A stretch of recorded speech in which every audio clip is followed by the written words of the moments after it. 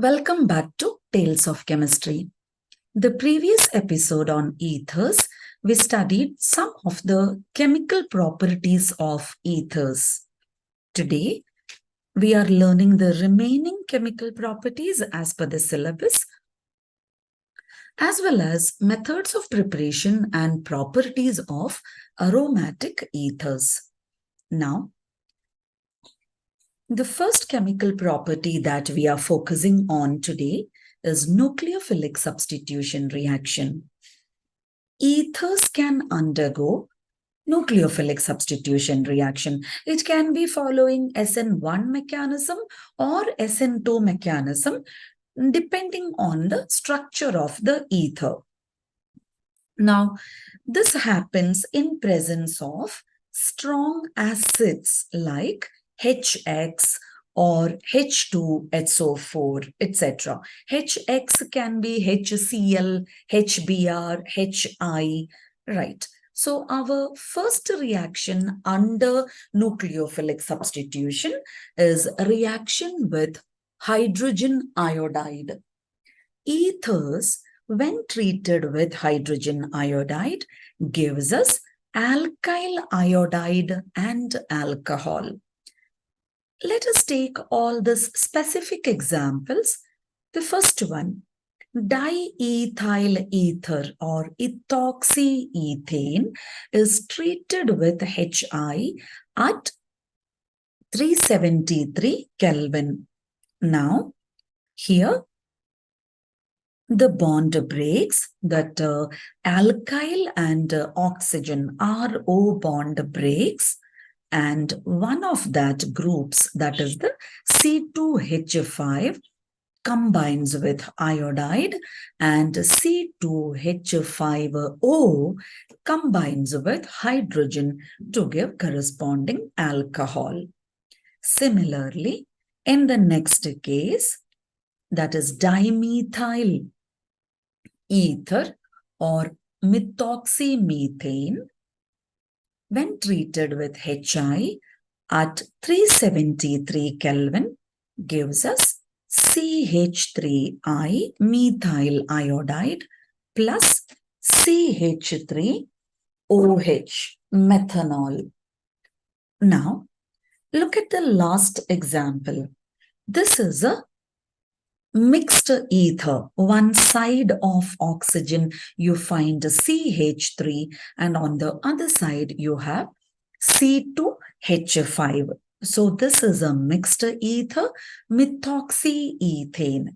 Now, how should we break the bond? Should I send oxygen with the smaller alkyl group or with the larger alkyl group? So generally, here what happens is, for every primary or secondary ether, primary, secondary alkyl groups if present on either side of oxygen, if it is a primary or a secondary alkyl group, O will be moving with the larger alkyl group, or in other words, smaller group combines with iodide. So CH3I and C2H5OH will be the result. So keep this point in mind, and we won't get a tertiary carbon, so you can ignore that. So in the case of primary or secondary carbon connected to the oxygen on any side, then the oxygen atom goes with the larger alkyl group, or iodide moves out with the smaller alkyl group. So this is the reaction with HI. This is a very frequent question. But the same HI at the same temperature, in excess if taken, excess of HI if you take, your product is just alkyl iodide, okay, with alcohol, with water. There is no alcohol obtained. All right. So no alcohol is obtained when your HI taken is in excess. So note that and let's do some examples. CH3O CH3 plus 2HI excess at 373 Kelvin. This gives you CH3I, that is methyl iodide CH3I plus water molecule. Another example, CH3O C2H5. I took a mixed ether with excess of HI in presence of, at 373 Kelvin, you will get a mixture of methyl iodide plus ethyl iodide and water. Last one example,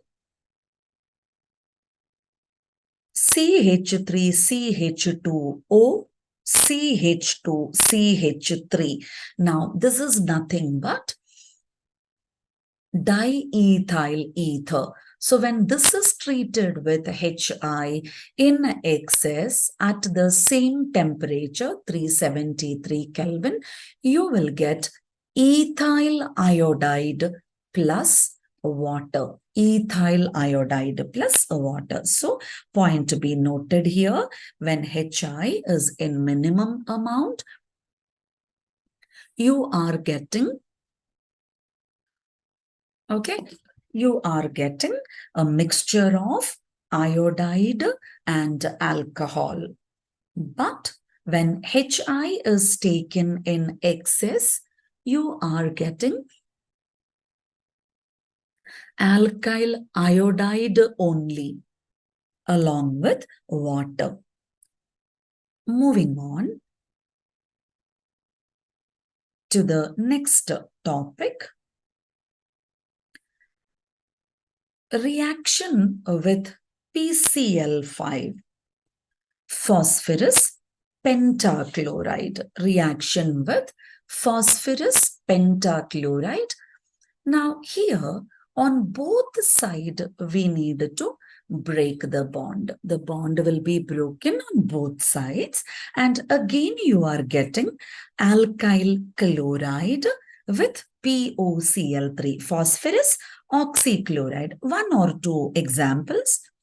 CH3OCH3 methoxymethane treated with PCl5 gives you methyl chloride, CH3Cl, methyl chloride and POCl3, phosphorus oxychloride. Or if it is C2H5O C2H5, ethoxyethane along with PCl5, you will be getting C2H5Cl, ethyl chloride and phosphorus oxychloride. So with this, we are completing all the properties, chemical properties as per syllabus regarding aliphatic ethers. The next topic is aromatic ether. Aromatic ether, the one and only example that we need to study is anisole. Anisole has a structure like this, benzene ring, and on benzene ring there is a methoxy group, OCH3 group on the benzene ring. So anisole is actually methoxybenzene. Anisole is methoxybenzene. How is it prepared? Anisole is prepared by Williamson's synthesis. Now, in aliphatic ether, we have studied what is Williamson synthesis. So it is the reaction between an alkyl halide along with sodium salt of an alcohol. So here we are taking sodium alkoxide, that is phenoxide, not alkoxide. sodium phenoxide is treated with methyl bromide. Since we need to prepare methoxybenzene, we have taken methyl bromide. Now, these two react together with slight heating to give us anisole or methoxybenzene along with NaBr. But a very important point to be noted here is anisole cannot be prepared by treating bromobenzene, that is this bromobenzene with sodium methoxide. This gives us no reaction. The reason is bromobenzene is less reactive towards nucleophilic substitution. Bromobenzene is less reactive. So the problem here is bromobenzene is less reactive. So if you want to prepare anisole, you have to treat it. You have to treat sodium phenoxide with methyl bromide. Physical properties of aryl ethers. They are insoluble in water. That is because of their high molecular mass as well as the presence of hydrophobic aromatic ring. This can also be a give reason question. Why aryl ethers are insoluble in water? Why aryl ethers are insoluble in water? So, aryl ethers are insoluble because of the higher molecular mass and presence of hydrophobic aromatic ring. Also, they are not completely soluble in organic solvents. They are just slightly soluble in organic solvents. The first statement is very important. Moving on to the next topic, chemical properties of anisole. So, under chemical properties, we are focusing on electrophilic substitution. Here, under electrophilic substitution, first one, bromination. Now, for bromination, you need the presence of an acid, that is acetic acid. The acid taken here is acetic acid. Bromination of anisole. Okay, bromination of anisole takes place in presence of acetic acid, CH3COOH. And what do you get? You are getting a mixture of para-bromo-anisole and ortho. The first one is ortho. So, ortho-bromo-anisole, as well as you are getting para-bromo-anisole, ortho-bromo and para-bromo. Ortho-bromo in IUPAC will be 2-bromo-anisole and the other one is 4-bromo-anisole. Byproduct is HBr. Okay, now in this, the major product is the para-product. Next, similar electrophilic substitution reaction is nitration. Nitration is done using nitrating mixture. Nitrating mixture is a mixture of concentrated nitric and sulfuric acid. So, under nitration here, we are getting ortho-nitroanisole. This is the ortho group, ortho position, ortho-nitroanisole, as well as along with that, you will get para-nitroanisole. Definitely, the para product is the major product Instead of 2-nitro, this is nothing but ortho-nitro, and 4-nitro is para-nitro. All right. So now moving on to the next. After nitration, Friedelcraft alkylation.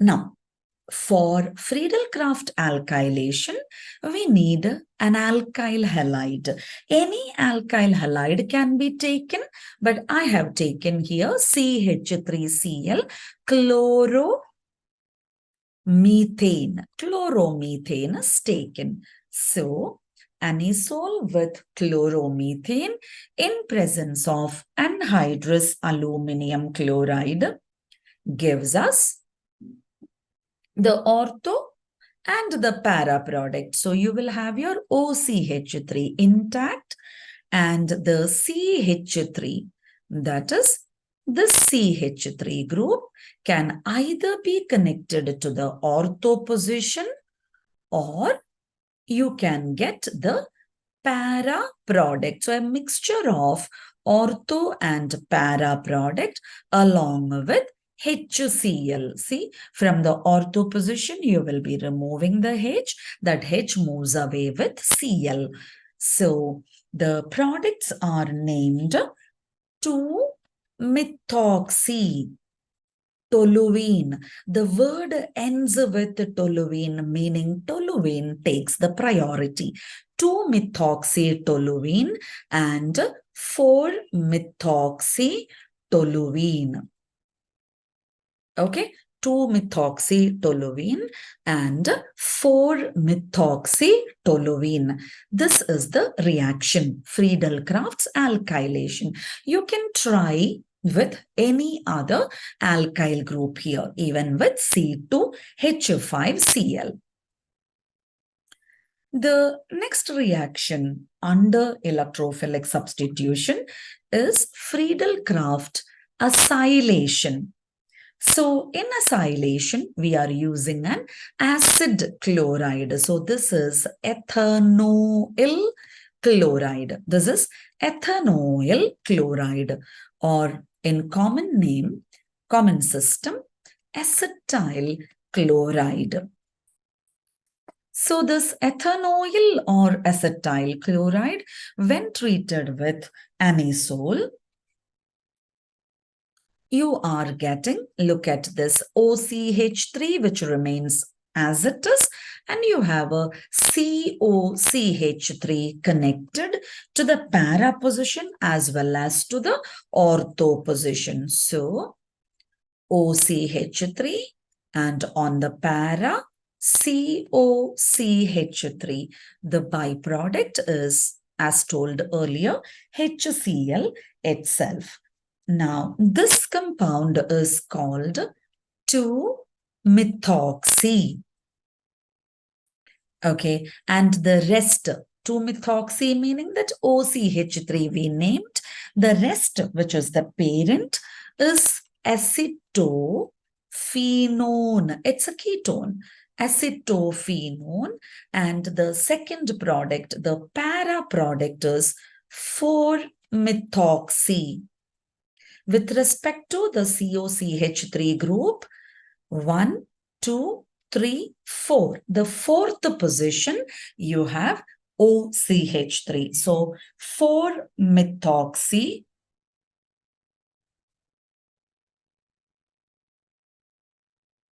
acetophenone, 4-methoxy acetophenone, which is the major product. So these are the 4 electrophilic substitution reactions of anisole that we must study. Okay, then the last reaction is reaction with HI. So if HI is taken, not excess HI, all right, HI is taken and treated with anisole, you will be getting, okay, very important to note, OH, phenol, along with CH3I. The smaller groups goes with I. Now, excess of HI will give you the corresponding iodides. Yeah. Okay. So that is all regarding aliphatic and aromatic ethers. Thank you. Stay tuned for more videos.